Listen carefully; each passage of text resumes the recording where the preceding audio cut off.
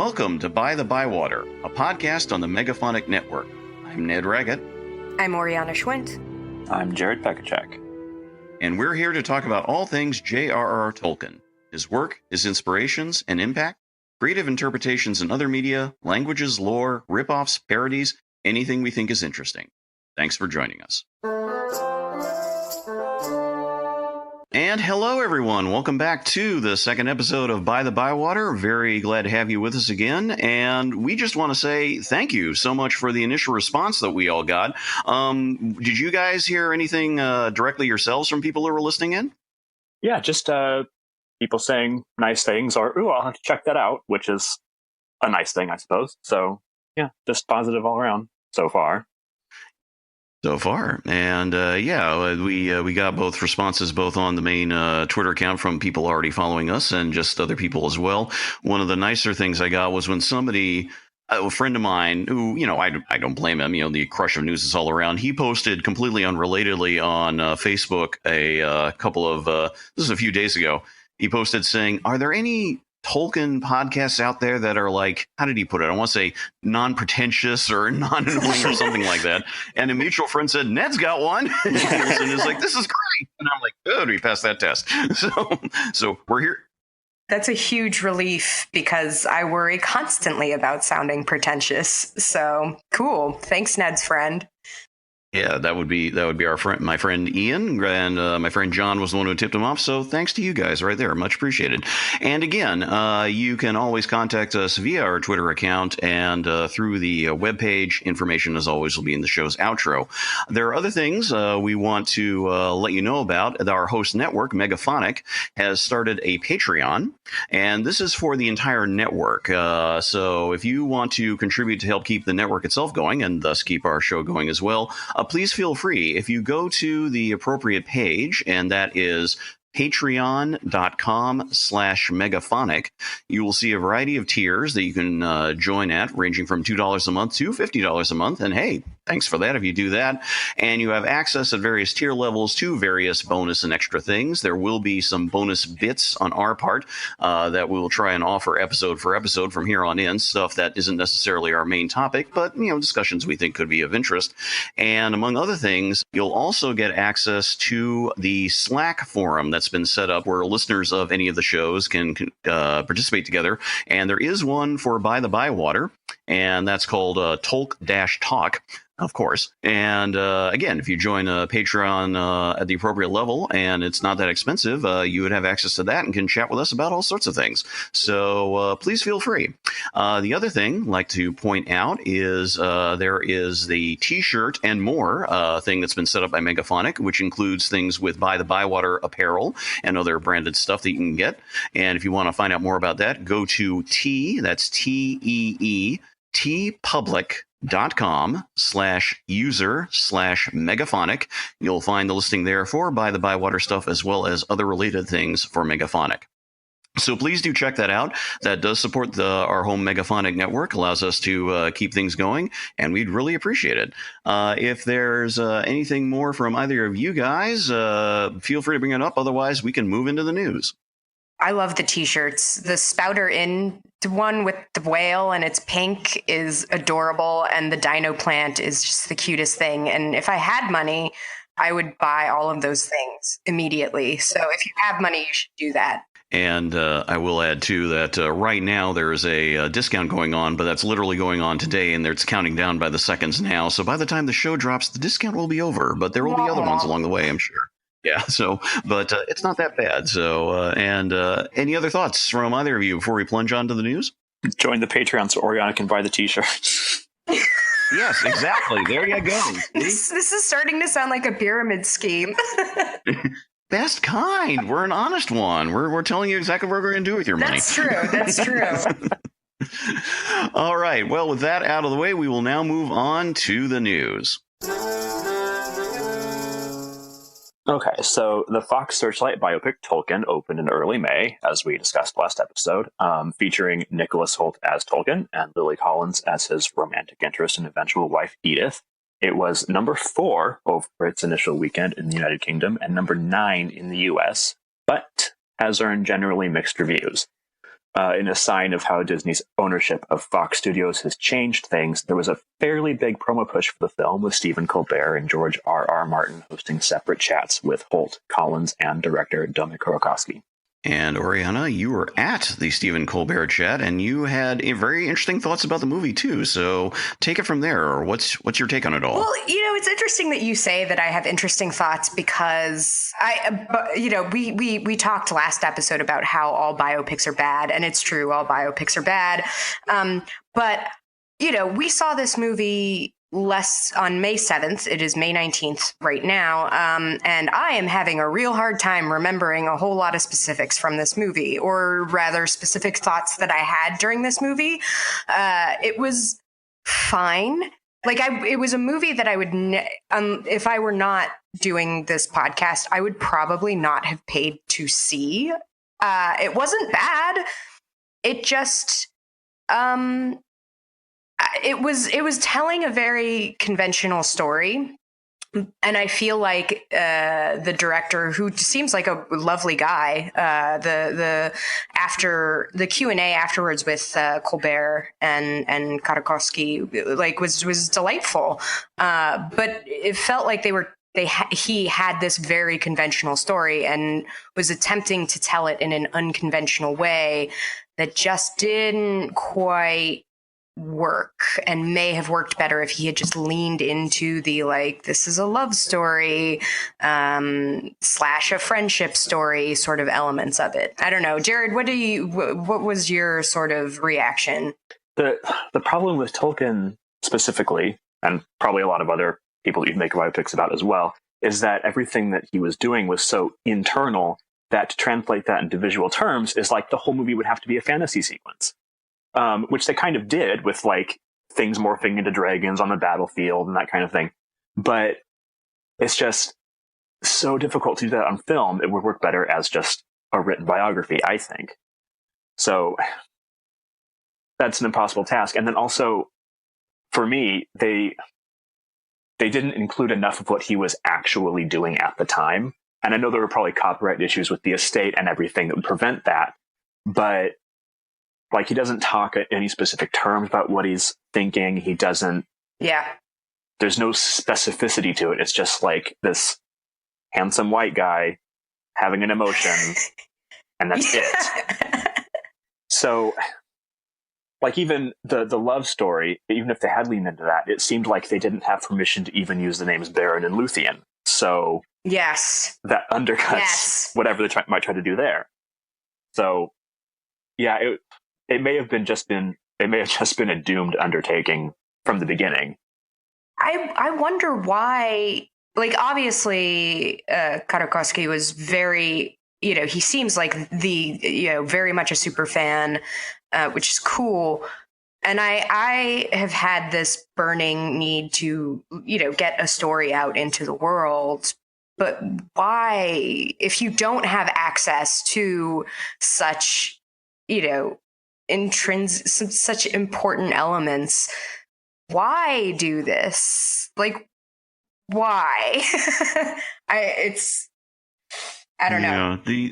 The thing that I noticed, and there's a couple of things to bring up here. First off, I did, as I mentioned last time, go and watch a few days before I saw Tolkien, the biopic, his previous film, which of course was also a biopic, as you mentioned, on Tom of Finland.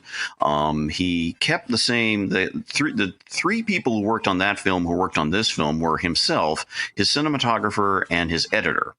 And given the technical skills available skill evident in both, I think that was a good decision. He's got a good core group together to put together a film. Both films have a certain, they flow pretty well. Having said that, I will note this. He co-wrote the script for Tom of Finland with a fellow Finn, and working again on someone who himself, of course, was Finnish. And that was structured. The structure of that film, the Tom of Finland film, is very, very weirdly poor in that the first hour worked rather well, but then the second hour was very compact and very rushed in terms of chronology. And I was wondering, okay, are we going to get that with this new film? Now, this new film was written by two two other people, two, I assume, I could be wrong, British screenwriters. And so you could argue that Karakovsky and team didn't have to worry about creating the pacing of the screenplay, and it was reasonably well paced. But at the same time, there just might have been this disconnect that you're suggesting. It's sort of like, okay, we're taking on someone's work, this riff on the biography, and we'll give it the best we can do, given how the story has been developed and given to us. And who knows what changes they made in the script after that. But yeah, some of the issues you bring up there. I mean, yeah, Jared, I like your idea of it almost being if they had gone full fantasy, which would have been a very interesting way to do things. I mean, what was we talked about this last time, the introduction of rather obvious elements from the Legendarium into the World War I sequences. I mean, how did you think they pulled that off? It almost worked for me. Hey, that's kind of a win. Well, because once you realize that he's just straight up hallucinating, I think that made it easier for me rather than just Nicholas Holt's wide blue eyes being like, oh my God, a flamethrower. That's like a dragon. He's literally delirious. But it ended up coming off almost as generic. They didn't push it far enough to make it feel like a specifically Tolkien vision rather than any number of hundreds of dragons we've seen over the years and all that. They could have done more with that. And for me, the battlefield sequences were some of the most effective. So just because of how nightmarish they really are. Yes. But not quite there. Yeah. Well, you had an interesting, as we were talking just after, and my main observation was it felt really long, even though it was under 2 hours. But you had the wonderful observation about the art, which is so central to the story of Tolkien, I feel like. Yeah. So in the movie, Tolkien is drawing all the time, which is true to life. He did draw a lot. If you've never checked out, for instance, the Father Christmas letters, they're amazing. He was actually a really good artist. In the movie, what he's drawing doesn't look like Tolkien's art. It looks like video game concept art. It's very modern and doesn't have the same kind of storybook stylization that Tolkien had. And it's such a small detail that they could have gotten right and didn't. So, yeah, it's so much of the movie, for me, is so close to being right and then just doesn't make that extra step.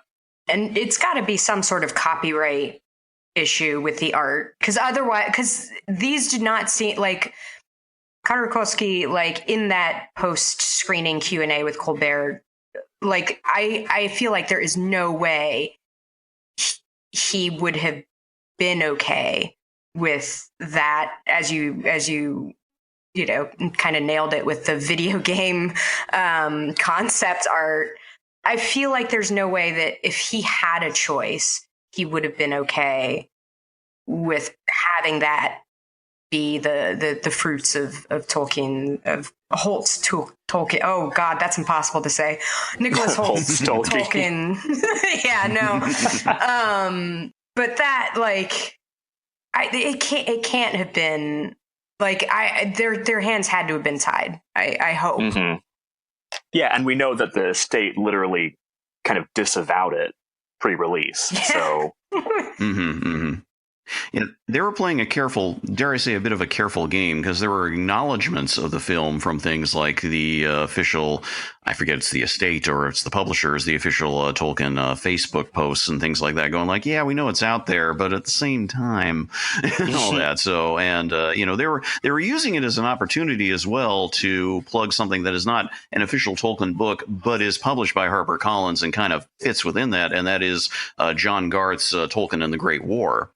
And which I've had ever since it came out, and I reread it before seeing the film, which is probably a good and bad thing, because it did provide all the specificity of what Tolkien and his classmates and compatriots actually went through, which of course is a key theme for the entire film, and it reinforced something about the film itself, which is.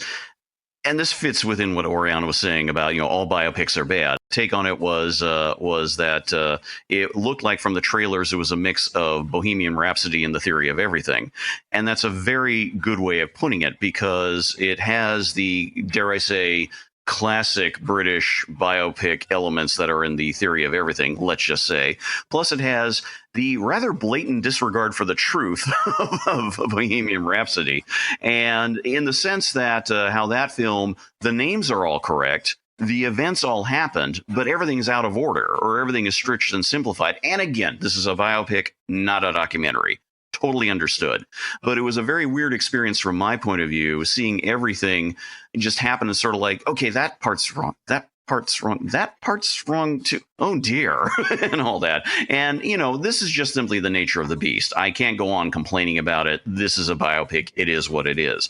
But it was very disorienting. And to give you an idea of how something was lost as a result, is that on the one hand, we have the very, very conventional wartime romance idea where Tolkien's about to go to war, the ship's there, and he's trying to win back Edith with a last minute pitch, and they fall into each other's arms, a final kiss, she'll wait for him. Lovely, familiar. We've seen beats like that.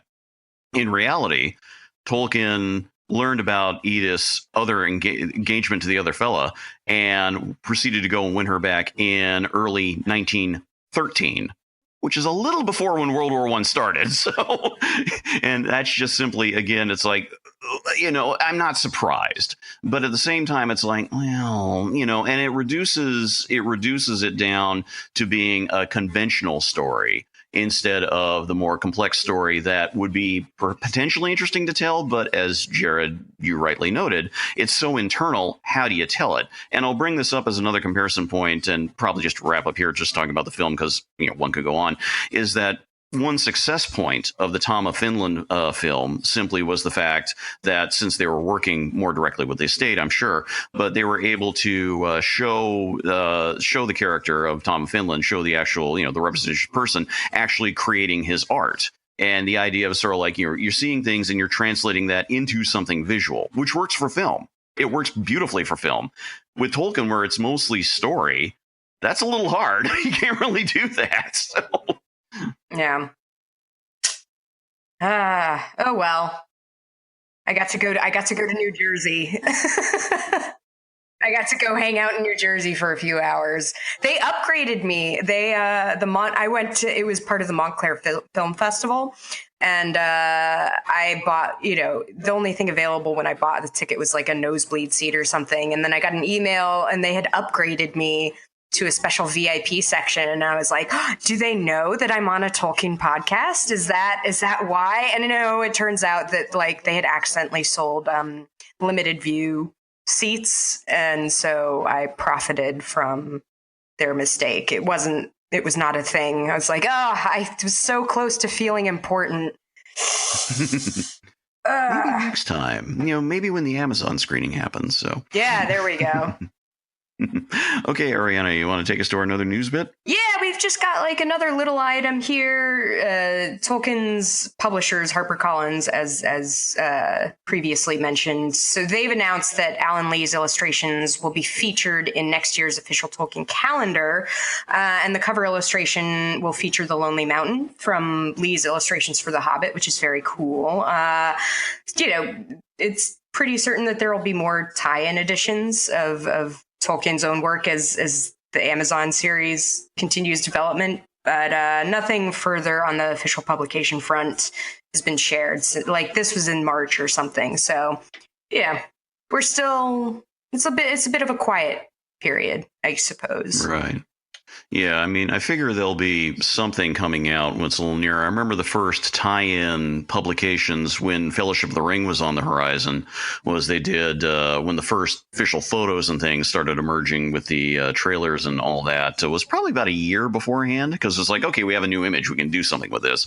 And they were doing like the single volume paperback edition featured just, an image, one of the images of the Nazgul near the beginning of the film. But yeah, so otherwise it's going to be interesting seeing what the estate does. It's almost like everyone's like, okay, I want to do something. Yeah. I can't get over how much money they got from Amazon for this. $250 million just for the rights. Amazing. It is something. Yeah, the financial breakdown. I mean, if I remember right, part of that will go to, I want to say it's called the trust, but there is their charitable trust that they run as well as the estate, quote unquote. Well, sure. And I'm sure a lot of money was going to that, and that'd be something to look into. But yeah, I mean, there's just maybe we should do a finance study for an episode. Right? Yeah, that'll be a fun. Yeah, that'd be fun. Yeah, so we should definitely do a calendar episode too at one point, simply because the calendars have probably been or were for a long time, maybe less so now. We're definitely one of the big impact points for Tolkien fandom, especially in the 70s with the Hildebrand brothers, and there's something to be dug into there, but maybe more at another time. I think that's about it for news. So unless someone has anything else to add, we will go on with our main discussion. At this point, take it away, Oriana. So, death. We're talking about it. It is interesting that the Tolkien biopic came out just before we're talking about this, because like you don't have to have any kind of intimate experience with death to want to explain why we have to go through it. But I don't think it's a coincidence that Tolkien was so thoroughly enmeshed in the horrors of death in World War One. Sorry, wrong one.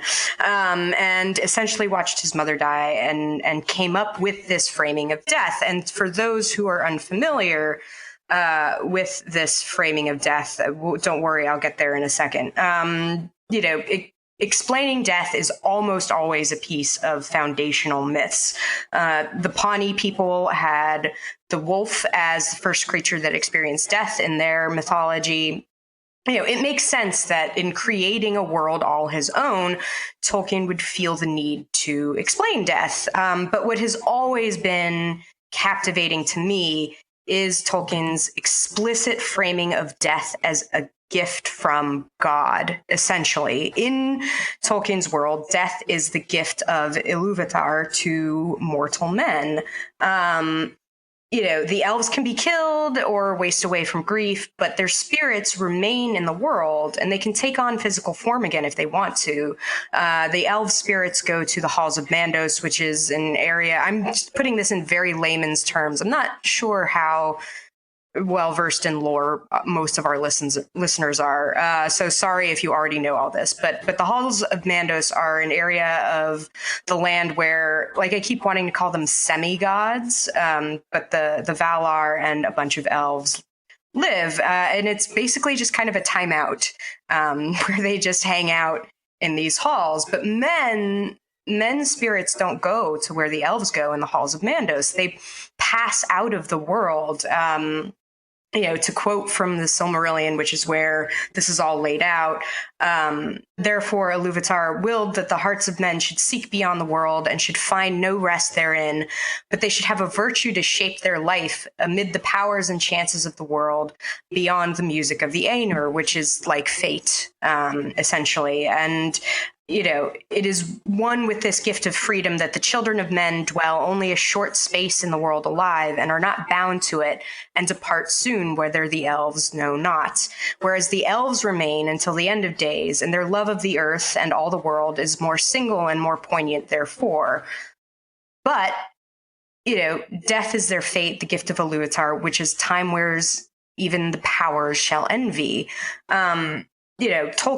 Colbert brought this up in his after-film chat with the stars and director of Tolkien, the biopic, and he asked everyone who they'd want to be in Tolkien's work, and Lily Collins said that she want to be an elven princess, and Colbert was like, "Why? Why would you want to be immortal?" And that gets to the heart of this dichotomy that Tolkien has set up, I think. I think there is a comfort in the idea that all of this nonsense, for lack of a better word, has an end. But that in and of itself we will discuss more of. But a thing that is really interesting to me is who gets to be mortal or immortal after Tolkien sets this up, because there's a few scenarios in which someone has to either choose between being mortal or immortal, or, well, no, that's it. The ones that really I think about most is the story of Beren, the mortal man who fell in love with Luthien, the elvish princess, or she's half demigod, quarter god. I don't know. But and their story is so amazing. They go and they steal a Silmaril from the crown of Morgoth, who is the greatest enemy the world has ever seen. And yet Beren dies twice, and Luthien gives up her immortal life to die with him, which is great. But then you also have the story of Tuor, who is just a guy. He's a mortal man, and he lives with some elves for a while and marries an elven princess like Beren, who is some sort of cousin of his. So we don't know 100% what happens to him, but it is strongly implied that he gets to live as an elf, as he gets immortality. And it haunts me. Jared, I feel like you get me on this. Are you as baffled by this as I am? Because I can't, it consumes me sometimes. Why? Oh yeah, I think the Silmarillion itself kind of implies that it's just because he loves elves so much, which is weird. It's like, what? Yeah. I mean, most humans distrust elves, I think, but he's not special. Right? The only other theory, and I don't think this is unique to me, is that he somehow takes Luthien's spot in the afterlife, which Arwen kind of does for Frodo, so it wouldn't be unheard of. But yeah, it's just this weird moment in the Silmarillion that's okay, this one guy probably got to live forever, whatever. Okay. The taking of the spots has never made complete sense to me, because the gift is supposed to be a thing that cannot be taken away from men. But that makes a nice segue into a thing that I am so glad that you want to bring up, which is further Silmarillion lessons. I guess elaborating on the swapping places thing, because Tolkien did not really develop the idea very much, the actual mechanics of how this works. He can do whatever he wants, and you can't say it's against the rules. Kind of like how magic works in the universe, is because he doesn't say what you can and can't do. Anybody can do whatever they want at any point, and it makes sense. But yeah, further going with the Silmarillion, there's a letter in some editions from Tolkien that talks about the themes. It's literally just him lecturing a friend, essentially, on his own work. And it's a very long letter too. If I got this, I would have been angry. Because I care, but do I care that much? Anyway, so the letter's talking about all the themes, and he goes into some detail about death, actually. And he does mention that the Númenóreans kind of fall apart because their lives are too long, because they don't die soon enough. They have too much time to get attached to Númenor and everything they've built, all the cool stuff they've created and all that. They get a little bit too much like elves, who are attached to this world, in a literal sense. So it's overreach, but in a very weird way. People are just supposed to die. That's how it works, which is odd for Tolkien specifically, because he was very, very Catholic. So, death is a punishment or a consequence, not punishment so much. It's a flaw that was not intended to ever be there. But he talks about it as a gift, and if people live too long, that's a bad thing. It kind of echoes of Garden of Eden, Tree of Life here. People just have to die or they'll get proud. It's bizarre. I mean, the more you look at what he says about it, it seems like he never quite sticks to one story for very long. So I do think that there is a thread with the pride and the vanity of the Númenóreans in Númenor, who, they think that they deserve more than they have. They deserve this eternal life, which again is crazy. I don't. Do either of you want to live forever? I certainly do not. You know, when I was younger, I kind of did. But now that I'm not a child, it's just like I can't imagine living for more than like 80 years on this planet and enjoying it. I think that's I like that a lot. I like the idea of him kind of struggling between these two ideas. The idea that he has been taught his entire life of death being, as you so correctly noted, a consequence versus, it's a difference between a feature and a bug almost. Yeah, definitely. And it's really interesting to me that he, in his work, he gives this gift of death to the only people that explicitly have free will. Because elves don't have it. They're part of, the music of the Ainur and all that. And dwarves, who knows? But men are explicitly stated to be able to shape their lives outside of fate. So they die? I don't know. And it almost, if Tolkien were a darker author than he is, I would wonder if that was to so God can minimize the damage people can do while they're here. They just die before they can really fuck anything up too badly. So I don't know. I love that idea. Oh, go ahead.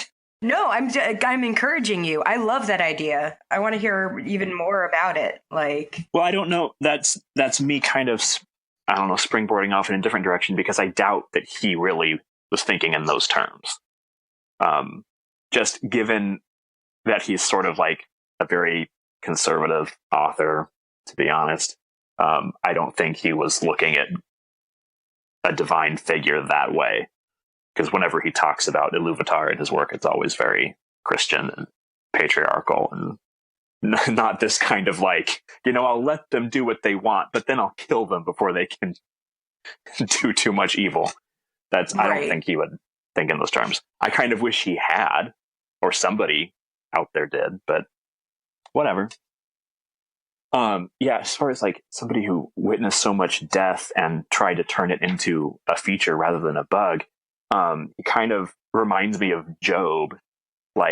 Job goes through all this crap, all his kids die, everybody around him dies, he loses all his sheep. It's a tragedy. And Tolkien went through all this. He didn't lose any sheep, but he did lose his mother. It's about the same, right? All but one of his friends died and all that. It almost, to me, reads as just, you got to cope with it somehow in your in your art. So you just be like, actually, this was all fine. Everybody died, but it's fine. Which is so dark. But yeah, you got to deal with it somehow. And for him, it was to make it actually, this was, in some sense, the will of God. So that makes it fine. That makes it a gift.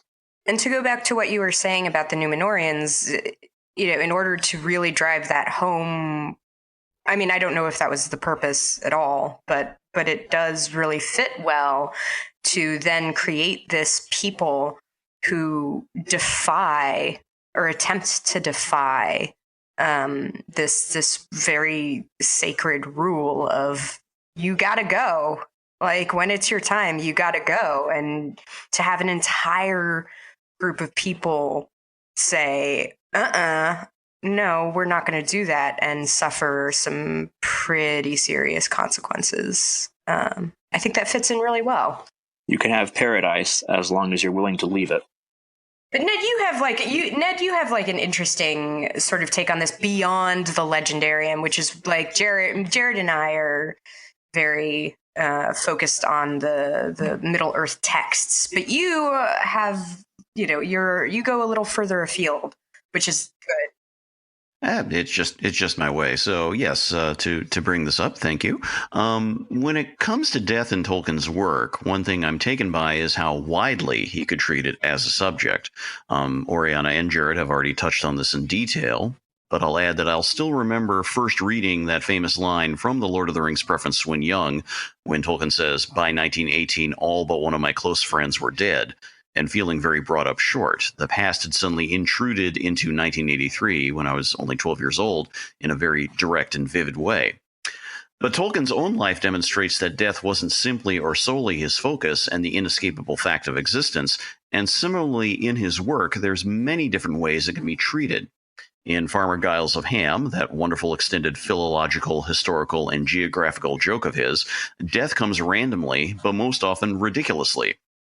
Farmer Giles's prized cow is squashed underfoot by a giant. The dragon Chrysophylax dives, merrily kills a bunch of pretentious and snobbish knights who aren't missed at all. And while Farmer Giles himself feels fear more than once about an unhappy end, Chrysophylax ends up feeling it too, and arguably the plot's driven in the end by the two of them mutually realizing that death's a bother and they just don't want to die. So it's all very jokey, it's all very fun and light and all that, and serious undercurrents to a degree, but not really.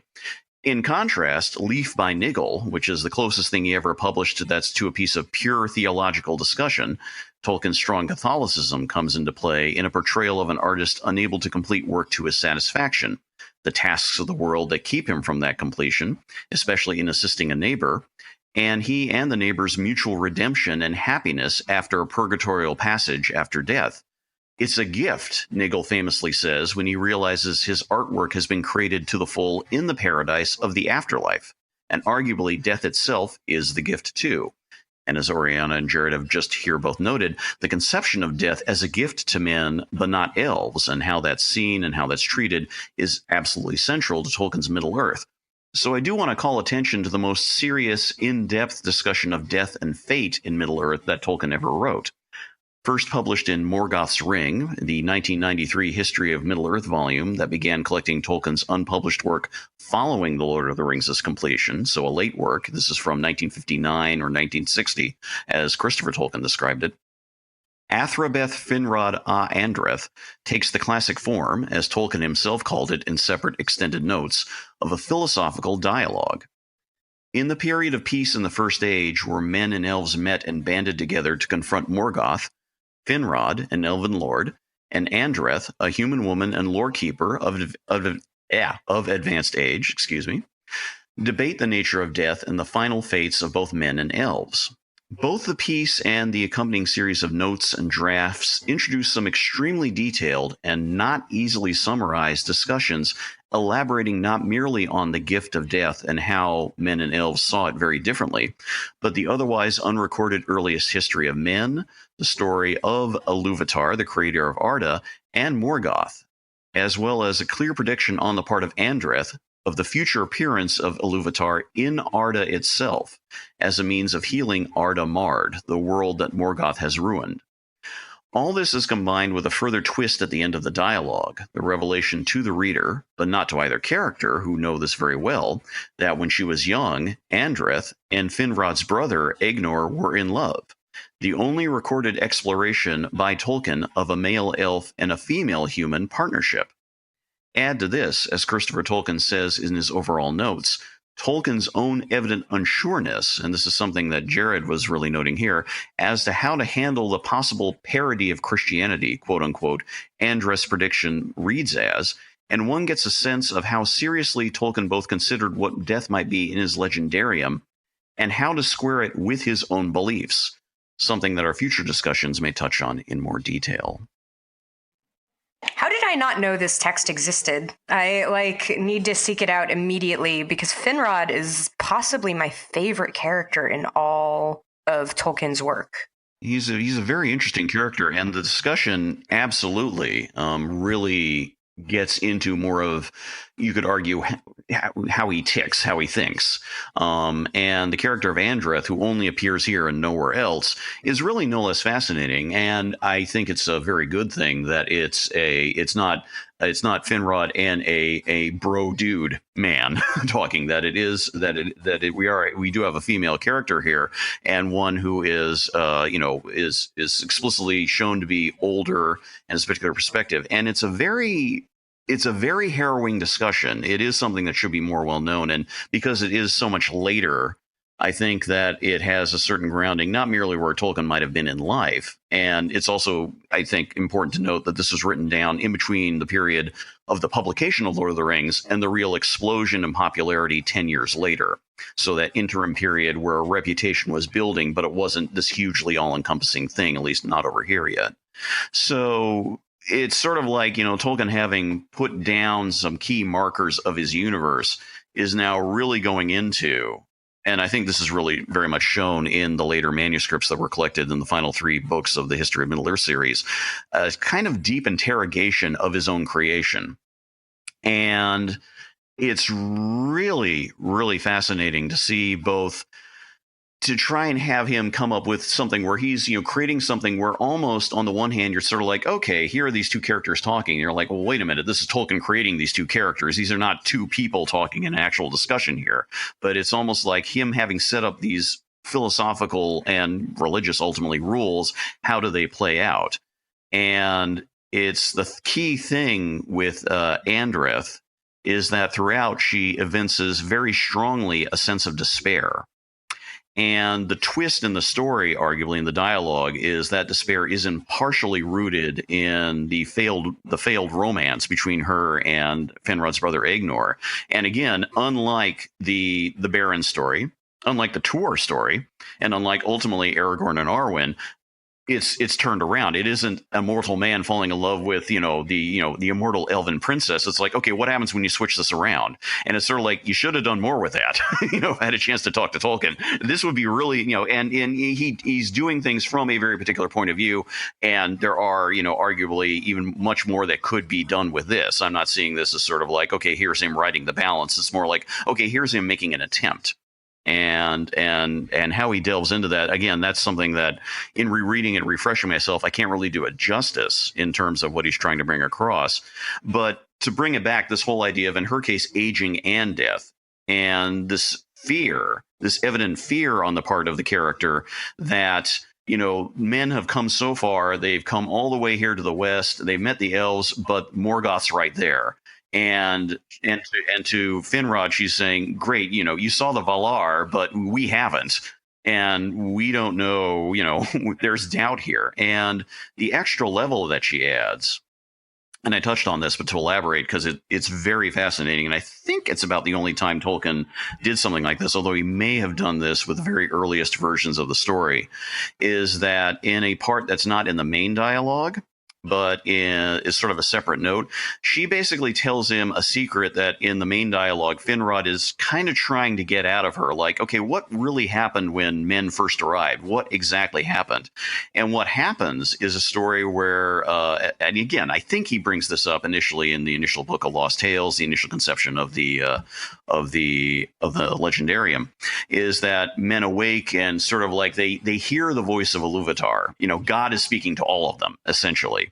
And in speaking in a very biblical tone of language, and in a sense of sort of like, you are my children and you are here and I am here to provide guidance.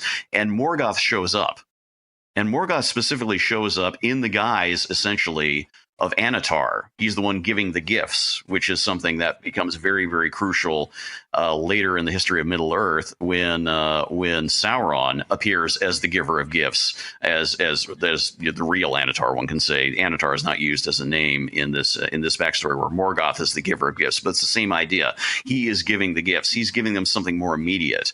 And it's basically about subverting the theology and reducing the voice of Iluvatar and making him to be, hey, I'm here. I'm the light in the darkness. You're hearing this voice of Iluvatar, which he never mentions by name. He doesn't say Iluvatar. This voice you're hearing is the voice of the dark. I am the source of light. And, the parallels to Lucifer and Morgoth, again, playing out. So you have all that, and that becomes a very interesting mini story. There's nothing really like it else in Middle-earth. And you combine the fact that at one point, and I mentioned this, that Eru himself, that Iluvatar, again, same being, is supposed to appear in Earth. It is, as Tolkien was saying, it's like, well, this is, he's describing his own thing. Is it a parody of Christianity I'm introducing here? The idea of God coming into creation, which, of course, is the center point of Christianity. So it's sort of like, it's him going like, this is what this is. And he's like, am I going too far? And you see a sense of the author the person, the believer going, what am I doing? And Christopher Tolkien makes clear that he couldn't square this circle, that Tolkien himself couldn't square the circle. He just couldn't resolve this. He was unsure. So this is written, but is it the final word on things? Is it what Tolkien finally thought, how he thought of the characters, how he thought of Legendarium? Absolutely unclear. It's very fascinating we have it. But because it does delve into this idea of death and waiting and where you wait in the halls of Mandos, where you wait beyond, is there a beyond? It's all in there. And again, is it simply an exploration that Tolkien abandoned, or is it something that, he worked on? He had it typed up. He had it professionally typed. So it's sort of like, okay, this could be a final word, but ultimately, what is the word? Whoa. Yeah. So what I'm saying is, you should read this book. It's on my list. Again, it's in the book. It's in the book Morgoth's Ring is what to look for. And yeah, I would recommend reading the entire section. There's a related section that introduces concepts from the point of view of the elves, talking about their customs and how they married and so forth, which also gets into a literal mind-body split, or rather soul-body split, and the idea of the physical form and the mental form, the spirit. And that plays into the discussion, this philosophical discussion as well. I mean, yeah, again, this is Tolkien at work. He's doing all this deep thinking stuff, frankly, which again, however much from a very conservative theological point of view himself, as a conservative theological Catholic, that's a hell of a lot of effort to put into your creation. Oh, I was going to say, I think I've read the specific essay that you're talking about, where he talks about the elves being divided between body and spirit, like the Thea and the Hroar, or something like that. Yes, that's it. I don't remember that much of it, so this is kind of going nowhere. But yeah, they're very much like a spirit that happens to have a body, and then as time goes on, their body decays and fades and diminishes until, in some of his versions of the Legendarium, elves nowadays are just spirits in the world, or not, depending on the kind of elf we're talking about. So, I mean, to us that looks like death, but to elves it's just another form of life, I guess. I don't know. Mm-hmm. A different phase of existence. And one other thing, too, that occurs to me that's important about this central dialogue is that Andreth advances the idea, which frankly blows Finrod's mind, is that, pardon me a second here, that there are beliefs among men that they themselves were meant to be immortal or very long-lived, and that Morgoth ruined it, and they themselves have been ruined by Morgoth, which is a very interesting twist. Ooh. And that's very much elaborated on in the dialogue. So wait, since the Silmarillion is, in universe written by elves, is it just that they think it's a gift? Is that all that this is? Is that it's a gift from the elves' perspective? Is that probably? I really think that's the case. Yeah. I mean, that arguably the dialogue does pretty much, it delves into that idea pretty strongly. It's someone who, from the point of view of a human being who is, part of this larger friendship and community of elves and men together, working together, but at the same time looking at things pretty askance. It's sort of like, the subtext is always kind of like, you're telling me it's all kind of good. But and it's interesting because Finrod more than once throughout comes off as sort of like, trust us, you got to believe us. It's like, Do we? Yeah. It is interesting. I have an opportunity to talk organically about Fleabag season 2. It's amazing. There's there are no spoilers here. This is just a very short line of dialogue. There is a priest in a Catholic priest in this season of Fleabag, and he is talking to Fleabag about this part of the funeral liturgy that he loves, about death being a change rather than an end. And if that's in the funeral liturgy, I imagine that was in Tolkien's mind at some point. So I can definitely see that idea taking root and influencing the conception of elvish spirits and lives and bodies, and it merely being a change rather than an end. I did it. I got Fleabag in there. Yes. we all agree everyone should see Fleabag, but that's something for another podcast for sure. So Yes. a much wonderful thing. Jared, if I could turn back to you with some of the ideas I was talking about here. The idea about being, talking about Numenorans being too attached to the world, that sort of plays into this dialogue as well. So clearly Tolkien was thinking about that, this idea of sort of, extending life a little too far for something that wasn't for people who weren't designed to live it. It's just this. There's something fascinating about the idea, I think, and maybe this is just for both of you, about a recognition of limits. And you could argue part of it is sort of like explaining to yourself. It's sort of like, well, we're not here forever, so this is how we'll explain it to accept it. But there's also something about the idea of just, and arguably this is just very Christian as well. Ultimately, in the end is that, and you've touched on this, the idea that the things of the world are not what matters. You are in the world, but not of it. Mm-hmm.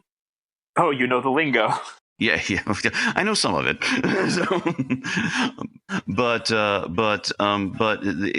to have it be something framed with this idea of something that's so not pagan, ultimately his mythology, but to borrow Oriana's term, semi-gods. I mean, it's this wrestling with the idea of sort of like, it's almost like he's, and this is something I think really surfaces in some of his other unpublished when he was alive writings about wrestling with creating something and almost like, where do you draw the line? And where do you draw the line is something that's sort of like, okay, if I explore this too far, I'm going against what I believe in. What do I do? Type thing.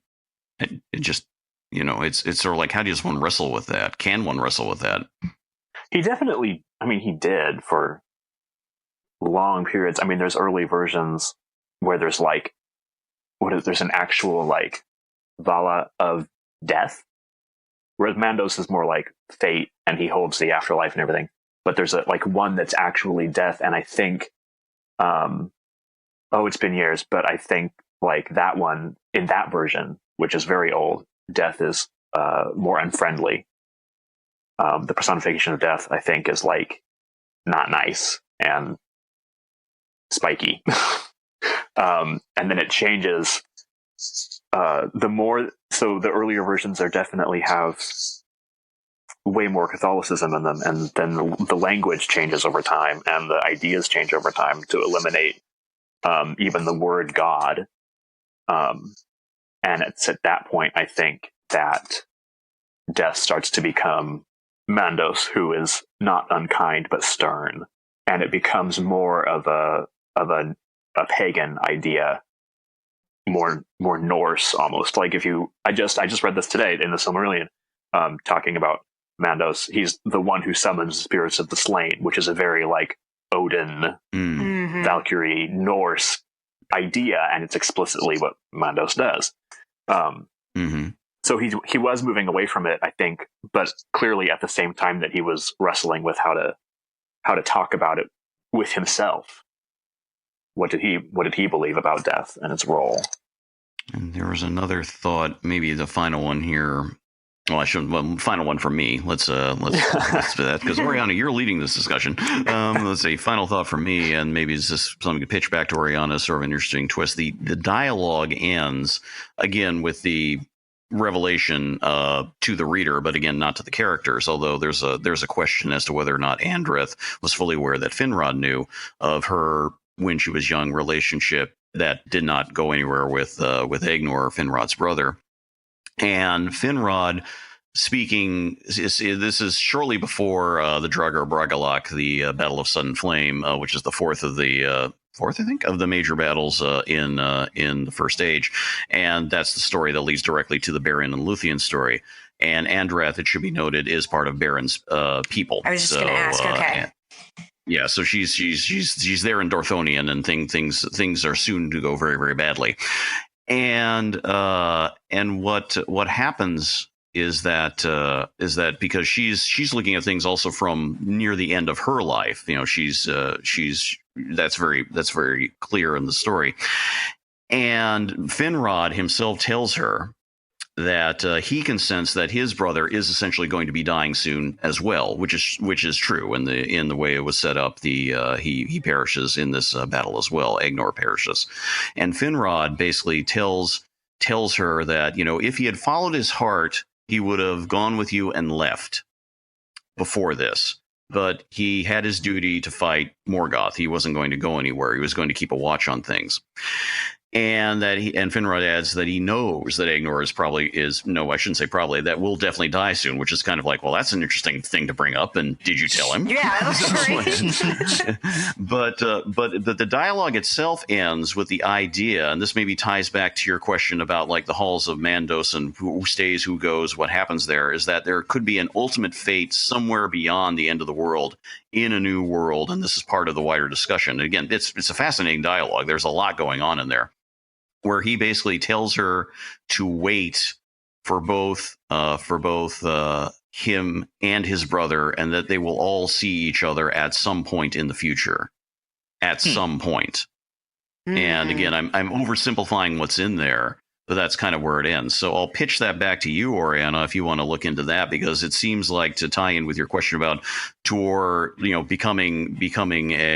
seeming to become immortal, it seems to be part of the idea that he could always be with his, immortal partner as well. So it seems like there's an element of that. Yeah, it does. It is interesting that the human women really get the shaft here, like in regards to immortal lovers. It's a topic for another time, though, I think. I'll have to actually read the whole thing, because that's really interesting to me, the idea, because we've seen, Baron's spirit tarried at the edge of the world waiting for Luthien. So that's not, out of care, but it's that's supported certainly by text. But I wonder how long you could do that exactly. I really hope that that's a thing that if I ever make it to Silmarillion TV series, I'm gonna get that in there for certain, because that's too meaty to let go of. That's too good. Damn. All right. I'm like off in another world now. Sorry.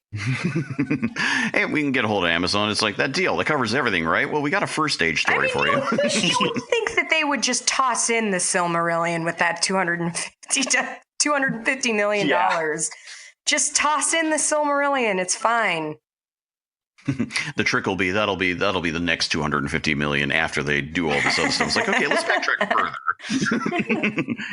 Get the creation of the world there.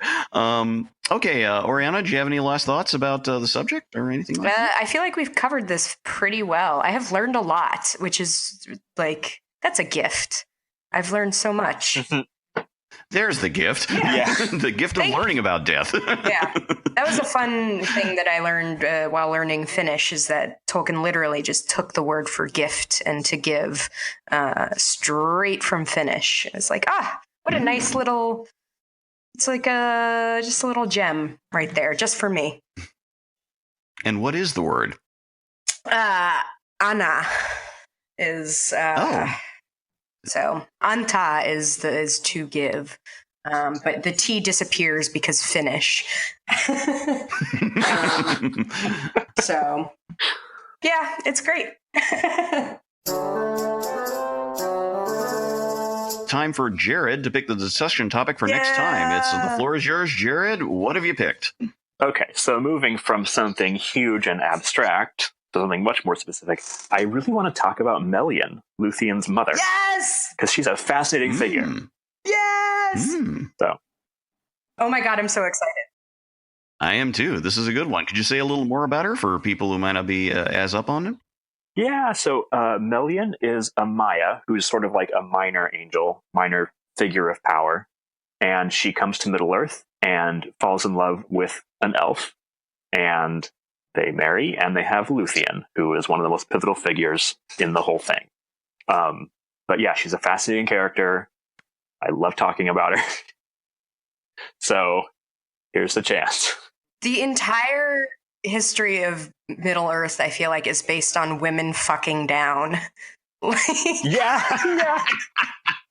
I didn't want to say that, but I was definitely thinking that.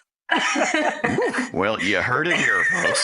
Sorry. Please feel free to cut that out if you want. That's almost too good. in. I think we'll have to let that one slip in and hope we don't get busted for it. But oh my! I've tweeted that before. I'll have to find that.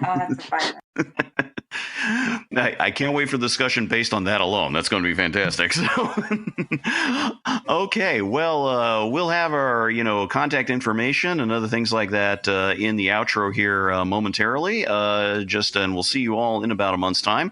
I will just say as a little extra thing that since we've been talking about the Silmarillion a bit tonight, I'm going to have a go-to event here, which has a bit of a weird connection to it. It's actually held at the American Bookbinders Association. I think that's the name of it. It's located here in San Francisco. It's something to do with that. They are indeed bookbinders, and they're very much dedicated to the craft. They do various author talks and all the rest of it. They're doing a talk tonight featuring 3 people, but the main 2 people are a fellow named Simon Vance, who is extremely well known in the Audible and books on tape or recorded books field. He's recorded a lot of stuff. People I know just absolutely worship the guy. Apparently, he's just very, very good at what he does. And he'll be presenting along with an author whose works he will be reading from. And that author is Guy Gavriel Kay. Guy Kay, who famously assisted Christopher Tolkien in the creation of the Silmarillion back in the mid-'70s. Wow. And he's a favorite author of mine. I mostly know his own earlier work from the 80s and 90s, but he's continued to the present day. And Simon Vance will be reading some of his own work. And hopefully just a chance to meet Guy Kay. By all accounts, a very, very personable guy. He's very active on Twitter and all the rest of it. I don't think he'll be talking about Tolkien much. It'll be more focused on his own work and his and Simon's work they've done together. But, to have been the guy in the room helping Christopher Tolkien first put together the manuscripts to create the Silmarillion, that's a feather in your cap right there. Yeah. That's extremely cool. Anything you guys planning upcoming over the next month or so, or just stuff happening? God, I don't know. Death take me now, I guess. I've done everything I need to do. I don't know. I can't stop thinking about Game of Thrones right now, so. And if you subscribe to the Patreon, you'll get a bonus discussion about that very thing here. But you got to subscribe to the Patreon. We had sort of like a little extra tidbit. We'll be doing that here shortly. If there are any last thoughts from anybody, otherwise we'll wrap it up for today. Thank you guys for listening. Very much so. Thank you as always. We appreciate all feedback. Contact info will be here in the outro. And we will be talking with you next time about Melian with Jared leading the discussion. So until then, talk to you soon. Thanks again for listening to this episode of By the Bywater. Please subscribe and rate us via your favorite podcast listening options. Episodes and show notes are at megaphonic.fm/bythebywater, all one word. You can also message us through here. Email us at bythebywater@megaphonic.fm or follow us on Twitter at By-The-Bywater. You can also follow us individually on Twitter and ask questions there. I'm at Vandroid Helsing. I'm at Schwinter, SCHWINDTER. And I'm Ned Raggett, 2 G's, 2 T's. By the Bywater is a proud member of Megaphonic Podcast Network. Find all our fancy little shows at megaphonic.fm. We hope you join us again next time. Until then, Namarie.